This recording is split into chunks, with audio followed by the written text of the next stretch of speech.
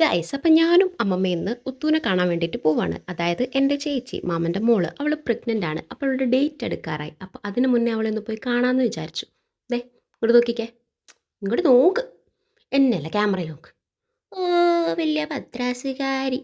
അപ്പോൾ നമ്മൾ പോകുന്ന വഴിക്ക് കുറച്ച് ഫ്രൂട്ട്സ് ഒക്കെ അവൾക്ക് വേണ്ടി മേടിച്ചിട്ടുണ്ടായിരുന്നു. അങ്ങനെ നമ്മളവിടെ ഫ്ലാറ്റിൽ എത്തിയിട്ട് നേരെ കാണുന്നത് അവൾ ഒരുമാതിരി കോലത്തിലായിരുന്നു, അടുക്കളയിൽ എന്തൊക്കെയോ പണിയിലായിരുന്നു, ഫുഡൊക്കെ ഉണ്ടാക്കുമായിരുന്നു.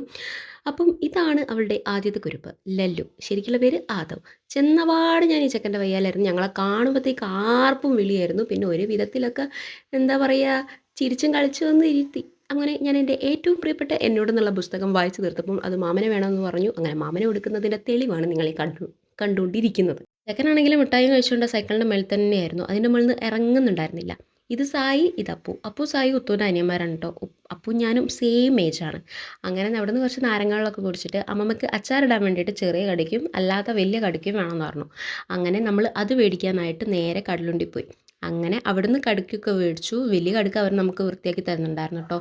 അതുകൊണ്ട് നമ്മൾ നേരെ ഫ്ലാറ്റിലേക്ക് പോയി. ചെന്നപ്പോൾ തന്നേക്കും ബ്രെഡും ചിക്കൻ കറിയും ഒക്കെ റെഡിയായിരുന്നു. അങ്ങനെ അതും എടുത്ത് കഴിക്കുമ്പോൾ എനിക്ക് എല്ലുള്ള പീസ് കൊണ്ടുവരുന്ന ദൃശ്യമാണ് നിങ്ങളിപ്പോൾ കണ്ടത്.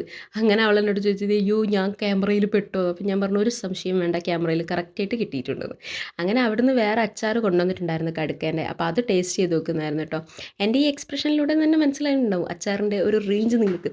കാരണം നല്ല രീതിയിൽ എണ്ണയുണ്ടായിരുന്നു, അതേപോലെ ഒരു വൃത്തികെട്ട ചോവയുണ്ടായിരുന്നു. എന്നാലും കൊള്ളാം, കഴിക്കാം, അത്ര തന്നെ. പക്ഷെ അവൾക്ക് ഇഷ്ടമായിട്ടോ, ഈ സമയത്ത് അവൾക്ക് ഇഷ്ടമാവുമല്ലോ. അപ്പോഴത്തേക്ക് അവൾ പോയിട്ട് റെഡി ആയിട്ട് വന്നിട്ടുണ്ടായിരുന്നു കേട്ടോ. ഞങ്ങൾ അവിടുന്ന് അപ്പോഴത്തേക്ക് ഇറങ്ങി. അവളാകെ കോലം കിട്ടുമായിട്ടുണ്ടായിരുന്നു. മോനമായിട്ടുള്ള സമയത്ത് അവൾ നല്ല ഭംഗിയൊക്കെ വെച്ച് നല്ലോണം തടിച്ചിട്ടുണ്ടായിരുന്നു. അപ്പം ഞാൻ പറഞ്ഞു, ഇത് പെൺകുട്ടിയായിരിക്കും, നീ നോക്കിക്കോ എന്നൊക്കെ പറഞ്ഞു. അങ്ങനെ തിരിച്ച് നമ്മൾ അവിടുന്ന് പോകുന്ന വഴിക്ക് കുറച്ച് അൽക്കുലത്തെ സാധനങ്ങളുണ്ടാകും. അമ്മ എന്തൊക്കെയോ വാങ്ങി, ഞാൻ ഈ റേസർ വാങ്ങി, കുറച്ച് പച്ചക്കറി വാങ്ങി, നമ്മൾ നേരെ വീട്ടിലേക്ക് പോകുന്നു.